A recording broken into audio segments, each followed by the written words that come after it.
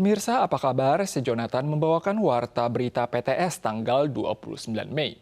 Yuan Legislatif meloloskan UU Kekuasaan Parlemen dan sebagian amandemen pasalnya lewat pembacaan 3 kali dengan menambahkan pasal penghinaan terhadap Kongres, laporan kenegaraan oleh Presiden, wewenang investigasi Kongres, dan wewenang mendengar kesaksian. Terkait hal ini, fraksi Partai DPP akan mengusulkan interpretasi konstitusional. Sementara itu, Yuan Eksekutif juga akan mengusulkan tinjauan ulang.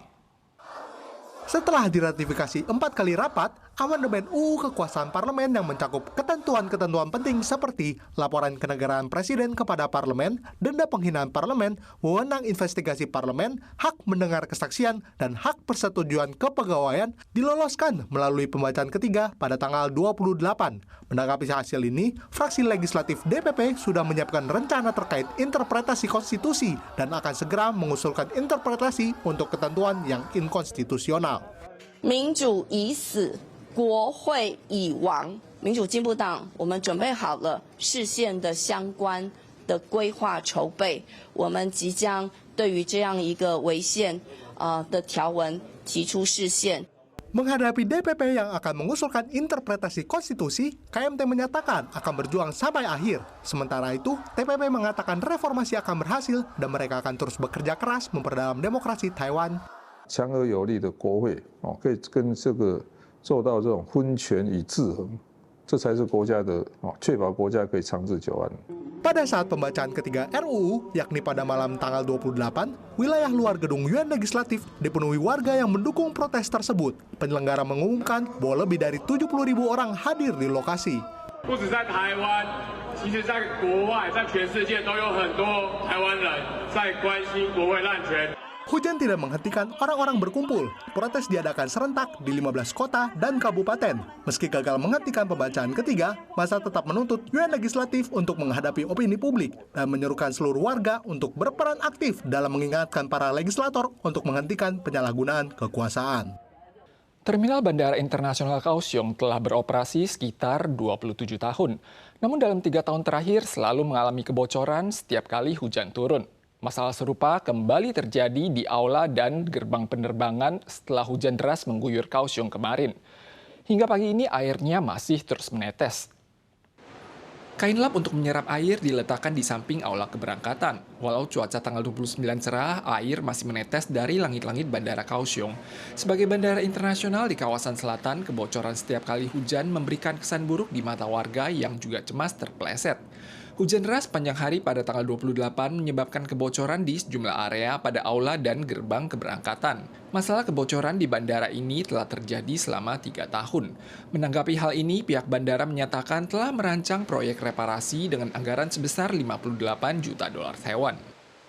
Dalam rangka menekan kasus tabrak lari pada kecelakaan lalu lintas, Departemen Kepolisian Kota New Taipei akan menerapkan mekanisme pelaporan baru mulai 1 Juni. Selama warga menyediakan rekaman video kasus tabrak lari atas kecelakaan lalu lintas untuk membantu polisi menyelidiki penyebab kecelakaan, mereka akan menerima hadiah sebesar 1.000 hingga 10.000 dolar Taiwan.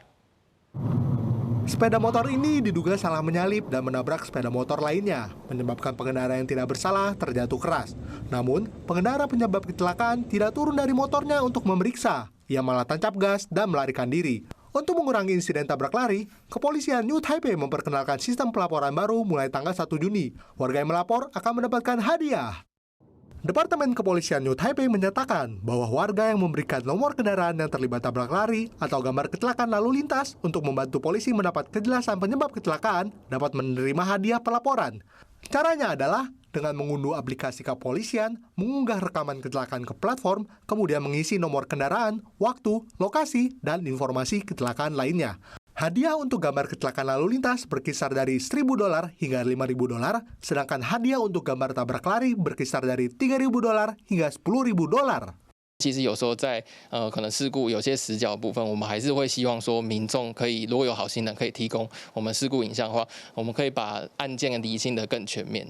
Pelaporan menggunakan sistem nama asli. Jika orang tersebut tidak menyebutkan namanya atau memberikan informasi palsu atau pernah menerima hadiah untuk kecelakaan lalu lintas yang sama, hadiah tidak akan diberikan.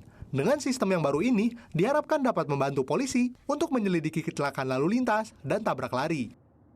Aparat kepolisian kota New Taipei baru-baru ini menggerebek sebuah markas sindikat pengedar narkoba dan menemukan substansi ethomidate yang dijuluki sebagai obat zombie di luar negeri dan termasuk sebagai obat umum di Taiwan pada saat ini.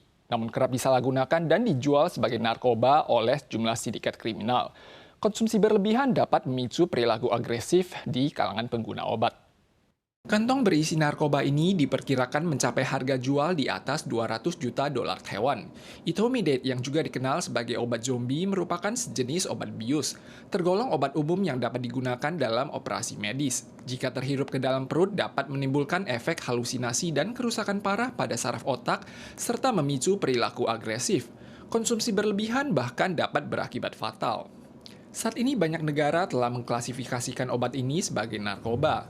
Namun di Taiwan masih belum dimasukkan dalam cakupan kontrol sehingga sering disalahgunakan dan menjadi kendala di tengah upaya pemberantasan narkoba.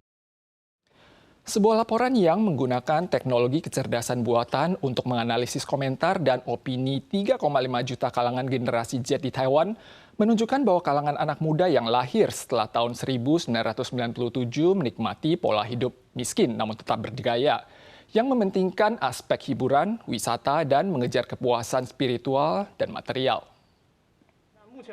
Xiaolai menjelaskan hasil analisis Big Data menggunakan teknologi AI. Serupa dengan banyak Gen Z lainnya, Xiaolai sudah memasuki dunia kerja selama lebih dari 2 tahun setelah lulus dan menghabiskan gajinya untuk platform streaming maupun memperoleh informasi dari internet. 比方说我自己有在看动漫，然后我就会去买像是动画平台的这个串流。 Ada sekitar 3,5 juta orang Gen Z yang lahir pasca 1997 di Taiwan. Sebuah perusahaan informasi menggunakan AI untuk menganalisis lebih dari 24 juta unggahan Gen Z di internet sepanjang tahun lalu. Laporan mengungkapkan bahwa Gen Z menikmati gaya hidup miskin namun tetap bergaya. Meski berpenghasilan tidak seberapa, mereka tetap sangat memerhatikan bidang hiburan, olahraga, dan lain-lain. 觉得可能要对自己好一点哦，所以从以往的学习到旅游，到一直现在的各式样的提升生活品质哦，那包含享乐等等。 Gen Z juga memiliki keinginan kuat untuk belajar investasi keuangan yang berisiko tinggi dan percaya bahwa asuransi kesehatan penting, namun justru tak tertarik kepada asuransi tabungan berbayaran rendah. Gen Z sangat aktif dalam mengomunikasikan informasi pencarian kerja. Mereka terbuka terhadap perubahan karir dan memulai bisnis maupun memiliki berbagai karir berbeda menjadi hal yang lumrah. Pemirsa sekalian, sekian Warta Berita dari PTS. Kita selalu lagi di lain kesempatan. Sampai jumpa.